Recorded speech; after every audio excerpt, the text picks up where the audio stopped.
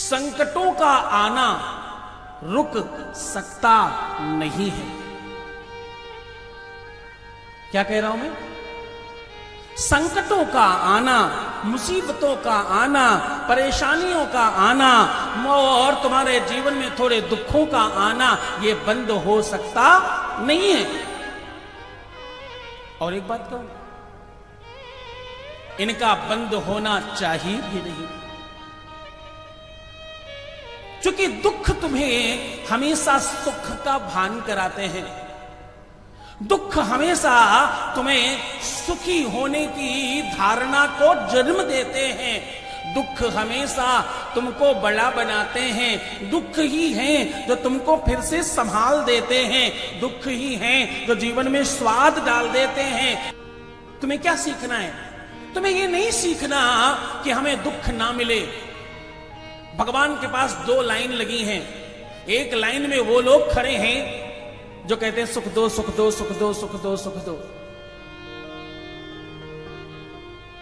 मेरी इनकम बढ़ा दो, मेरी इनकम बढ़ा दो, मेरी इनकम बढ़ा दो, मेरी इनकम बढ़ा दो।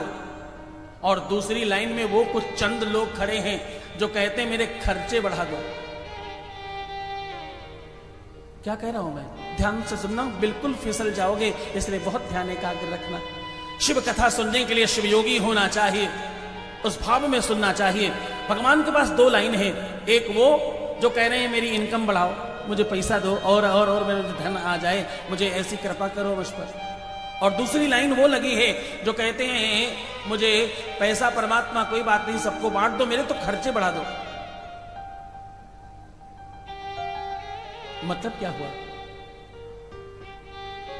परमात्मा अगर तुम्हें खर्च करने का सामर्थ्य प्रदान कर दे और तुम्हारे हाथों से खर्च करवाना शुरू कर दे, तो तुम सोच कर देखो, तुम खर्च करोगे कब? जब तुम्हारे पास होगा तभी तो खर्च करोगे। उस लाइन पर कोई है नहीं, वहां पर मांगने वाले कोई खड़े नहीं है। तुम तो बोलो मुझे खर्च करने की ताकत दो महादेव, मुझे तो मेरे हाथों से करोड़ों रुपए खर्च करवाओ, बस इतनी सी कृपा कर दो। आप तो करोड़ों खर्च करने के लिए पहले करोड़ों आने पड़ेंगे, बिना आए कहां से खर्च होगा? सोच कर देखो। इस चिंतन का नाम, इस सोच का नाम वो छाता है जो तुम्हें बारिश से बचा लेगा। हाँ, तुम वही मांग रहे हो जो पूरी दुनिया मांगती है। तुम अपनी मांगने की प्रवृत्तियां चेंज करो और तरीका चेंज करो। अगर भगवान कुछ देना चाहे, परमात्मा तुम्हें कुछ प्रदान करना चाहे, तो उसका एक ही माध्यम है, गुरु।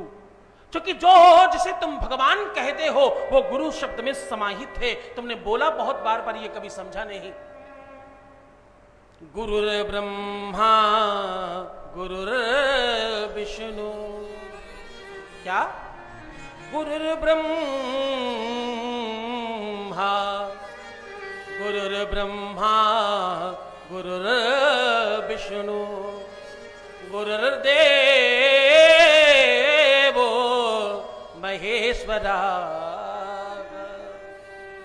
और गुरुर साक्षात पर ब्रह्म तस्मै श्री